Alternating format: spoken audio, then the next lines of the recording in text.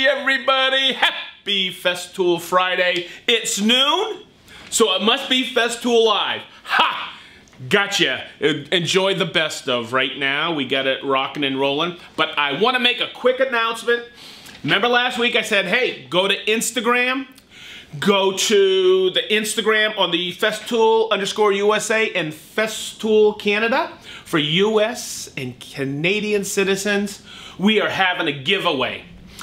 Make sure you have a post with your favorite Festool. Tell us how old it is. It could be 10, 20 years old. And guess what? Tell us what you like about it. I got a couple other questions here. What kind of work you do.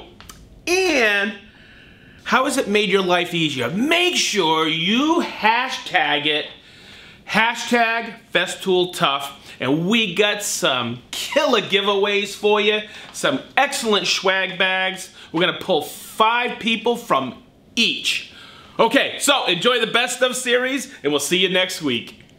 Okay, so let's cut the 306s first. Now remember, this is where you can get confused. Always verify it before you set this up. What's getting the short point? So I'm just going to take this. I'm going to bring it to 45. Okay, now, I always get people saying, oh, that you off a chop saw, slide compound miter saw, you cannot get a perfect miter. So years ago, I made a door when I got my first Capex. Okay, oh, I'm getting old. And I'll tell you what, it came out. I guess I had to prove it for myself. I've never cut with a saw a perfect miter or close to it. In other words, everybody says, how did you cut this? I go into Capex. And here's the thing. If I went up to here and I set this right here and I held this, it's impossible. My mentor Ralph taught me this. Okay? It's impossible to hold this because here at 90, I see people all the time just going like this. You're pushing it and it's holding against here. Here, okay, I don't care how strong you are. It's pushing. So you always should use a hold down. And that's the beauty of the Festool miter, because hold down, I should say, on the miter saw is because you have these flats. I can get that pressure right up against there. Yes, the laser, and there's my short point, there's my long point. I can see everything vividly so I can make my cut. Okay, and always remember, wait for it, because this is such a small piece. That could be a rocket launcher just like that. You know what's really cool about that? You can save that as a sample now, and that right there lets you do the mitered door. It'll set your bead, and it'll set your groove, okay? You never register short point on here, okay, because that will slip even if it's locked down. So what I'm going to do is I'm going to cut it. I'm going to flip it over, and I'm going to lock it down. Now, the thing I always do, Chris, hopefully we can come in here and see this, is I always make sure that that is right against my stop that I have set at 306. So now I'm verifying that's where my bead is, my short point. And I'm going to make the cut. Okay? So there you go. There's one, and let me just cut the rest. Long point, short point. The beauty of the Festool system, you see how this is tight? You'll see right here, look, there's no movement. Okay? When you do a mitered door, all right, you want to do from long point tight. And that's what we're going to do. So I want to bring this around so you see this. See this right here? That's going to go up against the flap. That puts you at 37 millimeters. I got plenty of room. I want as much glue line as possible. I got a 6 millimeter bit on here, and I'm going to plunge 20 and 20 in each piece. I won't come through here at all. But I got tons of long grain to long grain adhesion now. Remember, everybody, when you put a plug-it cord in, make sure what? Full quarter turn. Full quarter turn. All right, this is 20 millimeters thick. Okay, I got it set right here on my gauge block in the window, and I'm plunging at 20. I'm ready to rock and roll. I'm going to grab that long point just like this.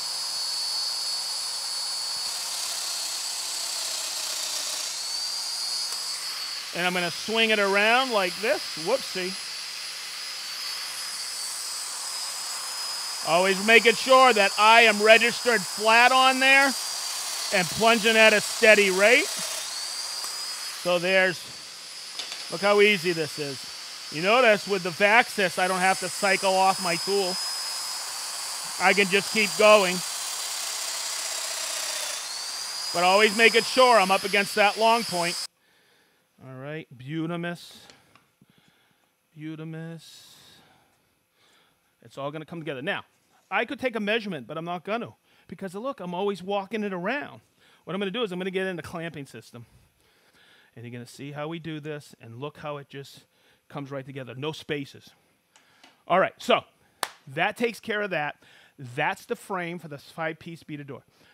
Setting this up could be problematic, but not with this jig. Follow me on this, everybody. I'm going to set it on here. I closed. I'm going to grab my light. You're good, Chris. I'm actually go behind you right here. Yep, and I'm going to have you come right over here. Look, I lined up. I scribed the center line on my style, okay? Now, I'm going to mention this as I do this. I'm going to make a mark on this face right here. And you'll see it. I have it on other places. This is the face. Okay? Does it have to be exactly in the center? You want it as close to center on this rail and style system as possible. But what I always do is I make sure that fence is on that face at all times. We do that for a parallel edge guide. Yes, I know this is centered, but in my eyeballing or looking at this and measuring it, that may not be exact center line. It probably is. Okay, I'll mark it, center line right here. There's your mark for center line. Okay, so what I did is I took these fences and I adjusted them. And if we come in here, you'll see it. Look, I got that scribed line right on that center line, and you'll see how I move it. See that? Everybody following that? Okay, so I've done that. I've taken those fences. I've tightened the knobs down, and we're good.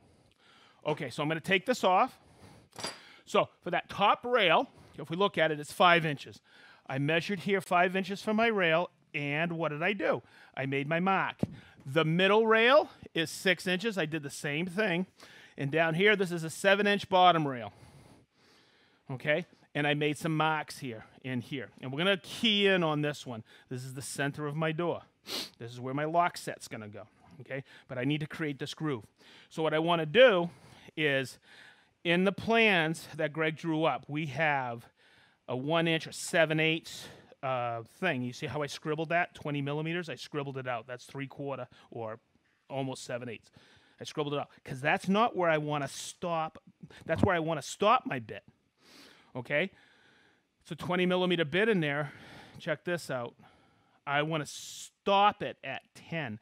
So that's why the center line is so important. I hope you're following this. I don't want to have to eyeball the flute of that bit at all. I want to take my center line, and this is where we're going to come in here, Chris, to see this. Okay? That's the bottom of the rail, the center rail. Okay? And that is where, what? That's the center of my bit right there. And you see that center line? I lined it up.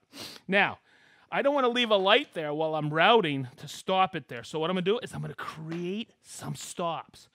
One to stop it, because I'm going to be going this way with the router. Okay? I'm going to grab a clamp, and look where I'm going to put it.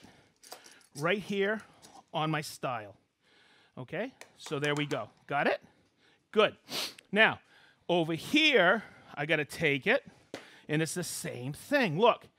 That is where I want to stop the bit. That's my center line. That's the top of my bottom rail.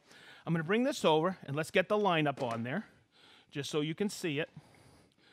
Okay? I'll tell you what, center lines make things effortless if you can trust them, and with the Festool system, you can. Now, how am I going to set up this? Come over here so we can see this. I can't clamp onto the rail with that clamp. So what I did is I grabbed a block of wood. And this is why it's great to have an MFT and all the dog holes in here, because I could take that and create a stop this quick with this. Let me just zip this around in here. Whoop, catching a knob. Oh, I'm catching that panel. There we go. I'm just going to lock that in like this. Lock this one in here like this. And there's my stop. Cool? Just verify it. I'm going to bring it in. I can see it. Boy, that light makes a difference. You know that? It has to be a Festool light, by the way. Remember I said you have dust extraction here on the plexiglass routing aid, right? But that is the secondary. I'm going to zip over here really quick. This is why we have a Y piece. I actually call this the flux capacitor, Okay, Minnie, you are giggling way too much. Who is? Mork from Ork. How are you? Okay. This is a Y piece, and hopefully, Chris, you can come over here and catch it. I have it on the CT. I got my CT all the way up, okay? And that is where I have a Y fitting. So I have two 36mm hoses. I want to get all the dust. I'm going to take this over. I'm going to hook it up here to this port, okay? And let's make the mortise.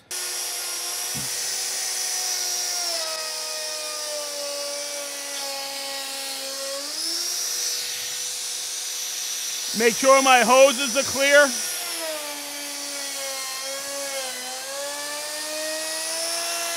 Now, what I'm going to do is I'm going to come back to make sure I get all the dust out of the mortise. I'll come back and just make sure I get all the dust. So you'll see, and let's zoom in on here. Look how, there was my center line. I set it up here, and look how it ended up right on that mark. You can get as accurate as you want with this plexiglass routing aid. So you can take it like this and just get it started like this. And what I like to do is I just like to take my impact with a 5mm hex, okay, and get it in there just like that. It goes on, if you know what you're doing, probably in 30 seconds. Okay, now, to put the pad on, you got these little lines right here. There's one on here, and you got these lines here. Okay, you get it? I'm going to slide it in like this. Okay, now there's a little tab here. I'm trying to do this with one hand and balance everything. There's a tab here, and there's a tab here. So when you put this on, you get it on the first. Oh, my God, Sedge, you are fumbling today. See, just like that, you line up that first line, and it locks in. You take it, and you press that blue tab in, and you're ready to go, and there you go. It's that simple, okay? I will go over a few exercises with you and applications to show you what for. You have, right here, look, you have these marks, okay? 45, 60, 75, 90. And to set that, you could set it by that scale, just like that, to get 90, okay? Now, what I will suggest is when I set this up, there's a few different ways, okay? I could take it like this and set it like this and make sure it's at 90 and lock it in, okay? I get that when I see people doing that. But what if I cut this, everybody, okay? And this is something I learned. What if I cut this and there was slight deflection? Okay, usually don't get that with a Festool jigsaw, but there may be. And you need this exactly 90 to get your mica on there or your laminate. So what I like to do is I like to take this. Now, to change paper, this is what this tab's for. I can open that up. I could change the paper, put it back on, and bring it right in. So I'm going to bring it right in, and I'm going to take a setup block. And I'm going to take it just like this, and I'm going to check to see if that's 90 here and here. See, is there any daylight? I'm going to swing this over, Chris, so you can see it. Nope, no daylight. So I know that's exactly 90. So when I'm sanding that, okay, I'm going to tighten that up. You get two settings here, soft and hard. And you know what hard's for? To keep that at perfect 90. Soft, as I'll show you in a little while, is for, gives it a little bit of forgiveness, so when you're sanding finished surfaces. Check it out. Okay, so that way there, and you're gonna see, look at those lines. I'm sanding that whole face so I can get that 90 I want. Check this out. I cut this walnut yesterday, all right? And you may have a few saw marks in there, okay? Now, I could use the scale, but I'm not going to. Here's where I set this with the material. So come in here, Chris, so we can get this, and I'm going to walk it in just like this. I'm going to hold my sander like this against the bevel, and I'm going to tighten it just like this, okay? So now, look, cordless sander, right? I got it on the hard setting because I want to keep this. And hopefully we can get in here with this because you're going to see this. And I can lose those saw marks pretty daggone quick. Where when I first saw it was available, I was like, man, I wish I could have the 5-inch is more than enough for it, everybody. To sand this bevel. Look at that. I just cleaned up all those saw marks wicked quick. Okay? And that bag on the cordless, that works really well. Follow? Looks good. Okay. So there you go. See how I'm sanding right to that line? Look at that. And I can fair that template about perfect. Look at that. And now I can feel that radius with those fingers, and it's absolutely perfect. You pull this forward, you make sure it's past 1 inch on your depth, all right?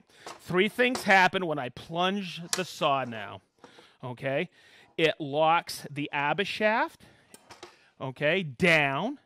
It also, look. It locks the trigger in case you don't take your plug-in cord. Come on, everybody. Make sure you take your plug-in cord off, okay?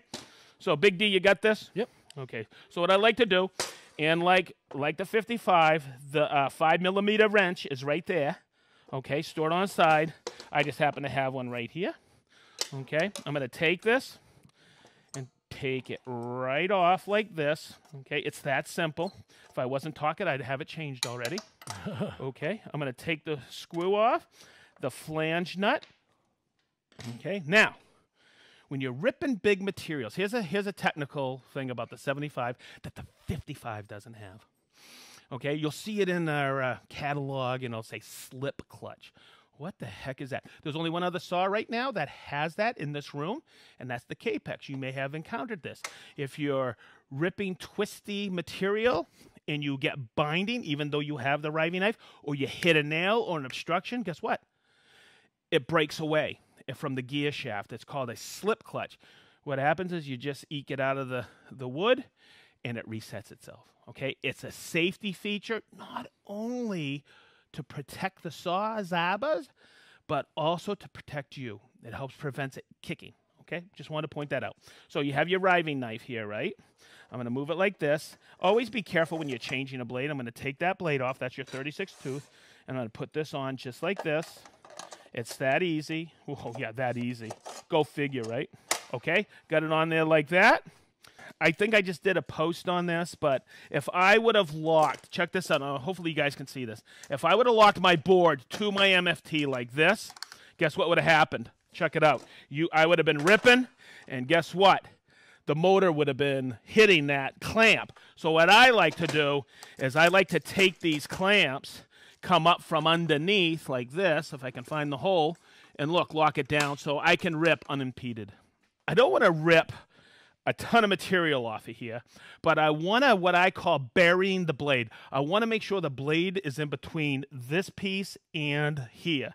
In other words, I want to encapsulate the area to collect the dust. Okay, so I could come up here, and I used to see people all the time measuring like this, okay, and go, oh, let's do about 6mm, come down here and bump it back and forth. When I'm ripping hardwood, I always clamp it. Okay, because I think there is actually a slight twist in this, all right? And I don't want the rail to move on me, so I'm going to clamp it. Now, I learned this from my buddy Marvin, so I don't know where Marvin learned it from, but that's for you, Marvin. I know where you're from, Marvin. You're from Marvin from Michigan, and I know you're watching, okay? I saw him using, this is the limit stop for plunge cutting. It keeps the saw from lifting when I'm plunging into material, but I use this to give me a quick gauge like this, and like this, and I think that's the perfect setup for the rip, okay? I use it as a gauge block. Now, the other thing I do when I set up the rail, because this rail's longer than my board, right? Okay? Chris, hopefully you can come over here. I don't want to start the saw full speed, and look, if I do, and I come in like this, you stand a chance of that kicking up, because there's some wacky grain in this walnut. Okay, what I always do when I'm setting up the rail, because I'm going to be ripping, I'm going to just do this to get out of your way. I set it full plunge depth. I want to check and see it just like this to see I'm going to plunge it and then go into material. That way there I won't have any kick. So I just wanted to set up my rail because I want both my cams to be on that rail when I start. Okay, so I'm going to go ahead now and lock her right in. I'm going to take my clamp. I'm going to bring it underneath like this. Bring it up to my board. And bam! I'm going to make sure I'm forward of the cut. I'm going to turn it on. I'm going to plunge. And I'm going to make my cut.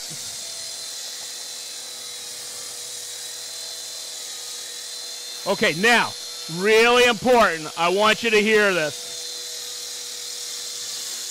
Okay? Hear that? You hear it? Okay, good. That's part of the electronics inside the saw. And it's really important. When I bring it all the way down, I bring it up full speed. Okay. Now, do you guys see any burning on here and on here? Nope. Okay, so did you hear that little growl? I heard the growl. Okay, growl. We call it the Festool growl. Okay? By the way, this is Festool wood. I'm just kidding. What's very, very important is it's supposed to sound like that. Have you ever used a table saw where you hesitate pushing that piece to say, this is 2 3/4 walnut, pushing it through to rip it? What if you hesitate or get any binding? Guess what happens? You get burning, okay? With the Festool system of saws, boy, that sounded good, huh? Festool system of saws, I baby. love it. That should be a Hey, slogan. guess what? You won't get burning because that growling you're hearing is the backlash in the gears because we're trying to keep and backing off on speed. We're trying to keep the speed at constant level. We call it constant speed under load. Okay? That way there. Oh, duh. Look! The reason we do that is so you don't get burning. Because guess what? I don't have to rework that edge. That's glue lined ready, baby. Cool?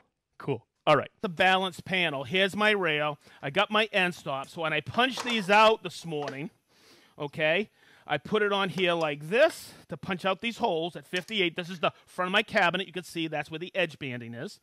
Okay? So just pretend this is a drawer bank that you're building out. Okay? I punch these holes because now when I take my 1400, and you'll see how that goes right on the line. Okay? These are called end stops. You'll see that in episode 13. And these are your parallel edge stops. But let's look at the scale on here. I got to come from this back edge, or I could. But do you see it only goes to 110? So that's the question you guys have for me all the time. Is how, I can't go into the middle of a base cabinet. So this is what I did. I laid out this line. That's 224. Okay? And you can go back and watch that. I did it in the base panel because people weren't really seeing the possibilities with the LR32. Okay, so I'm going to get my clamps on here just so I don't go back and forth too much. Okay? So I'm going to take my router off. I'll put my router on. And I have this flat bottom boring 5mm bit chucked up. And what I'm going to do is, to see my center line here, I'm going to move this back and forth. I am not coming from this edge because I can't get 120 on here.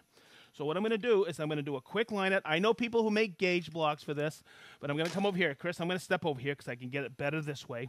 And I'm going to look down, and I'm going to take my router, and I'm going to move it over to my line on the center. I'll take it like this. I won't crank this yet because this will skew a little.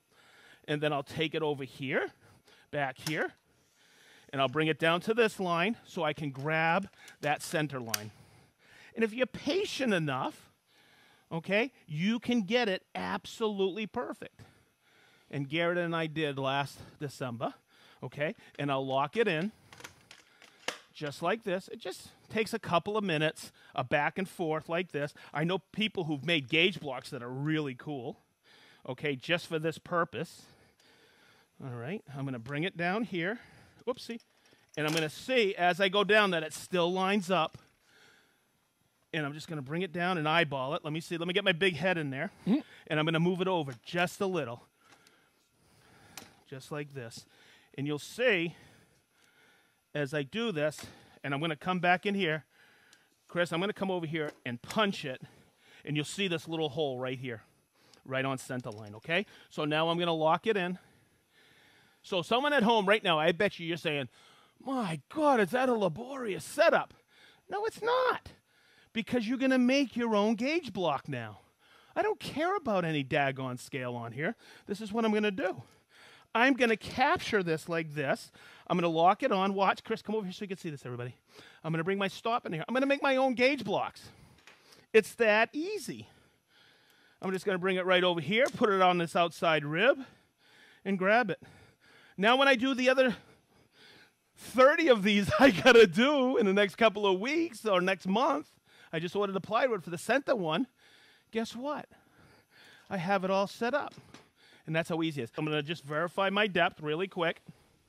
Where's my 2 gauge blocks? I'm going to punch in 12 millimeter. Yep, I'm just going to bring it down and I'll reset my depth. Bring it in. I like to use gauge blocks like this. What's 6 and 6, Minnie? Oh, my God. I'm going to call you Miss Metric today, babe. Okay? And I got my rail labeled already. So I'm just going to punch a few holes here just so you can see the technique. Remember, always check, make sure everything's tight. Your plug-it cord's tight, everything. All right? You're going to turn it on. You're going to lock the speed in or the trigger, the power. And remember, you plunge from the top. And then you're going to let it ride.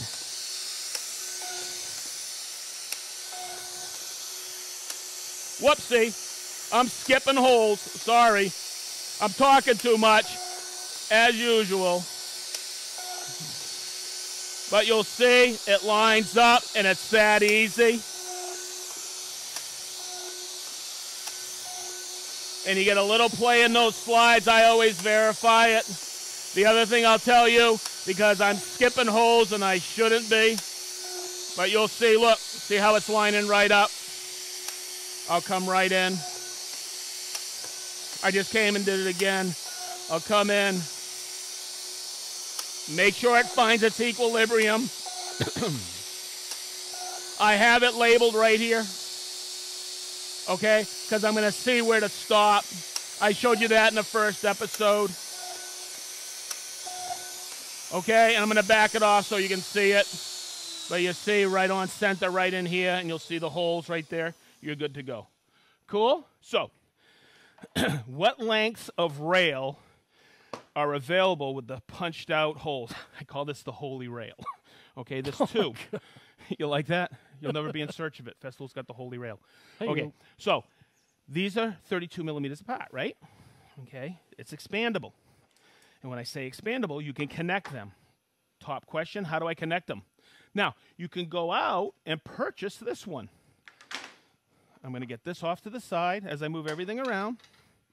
Okay, get this out of the way. It still uses the same rail connection. I'm going to show you how to connect the rails because you can get this one. This is a 24-24. It's basically 95 inches long, okay, imperial. Okay, but look, what if I got a pantry panel that's cut at 95 3/4? Okay, I need to lock this down, and with this, I'm just not getting it. Okay? Hear me out. I want to do a tall pantry cabinet. I want to do a big double oven cabinet. I want to build a tall bookcase with a thick shelf, but I want to continue as I punch it and not skip a space with the 32 millimeter. You'll see this in a minute. I cut this, and hopefully you understood this from the basics, that this is cut as a balanced panel.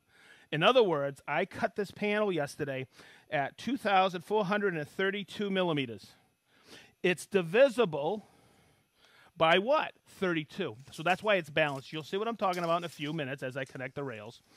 Okay? And if we use this tape, you'll see that every diamond on this tape is what? An increment of 32. Okay? And let's do the imperial, Chris. Come in here.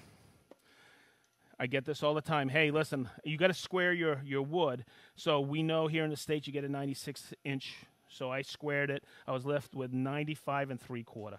So I'm going to show you how to connect the LR32 rails, okay, instead of storing this long rail. Okay, so what I did is I put 2 connectors in. Now, what you need to do to tighten these slotted screws is you have to use a Festool screwdriver. Oh, whoop, whoop, whoop, whoop, whoop, whoop, whoop, whoop, whoop. Okay, so what you want to do is you don't want to over torque them, okay, just like this, Okay. Now I have 2 points of contact, right? I have one up top and one in the bottom. I always offset them so they slide together easier, like this. Now, how do I guarantee that from here to here is 32? It's right on here. Okay. See these marks on this side? You see the double hash mark right there, the 2 lines? That's your gap. So what I'm going to do is I'm going to take one connector here. Listen, listen, listen, listen. Now I know that's an 8mm gap. I know that, and I'll measure it. It's exactly 8mm. Okay. And I'm just going to make sure that those pins are indexed before I tighten it up, and that aligns it. And now I'm going to tighten these 2 screws here, and I'm going to take it, tighten these 2 screws here. I'm going to flip it over. Look, 3 points of contact. They line up. I'm going to take it just like this, and I'm going to tighten these 2 screws. And I'll show you how it lines up, because remember last week when I said it's a balanced panel, like that one's cut at a 32mm increment. When I put the end stops on there, I only need 1 set of lines. Okay, now what I'm going to do is I'm going to take this off now. Okay. Woo!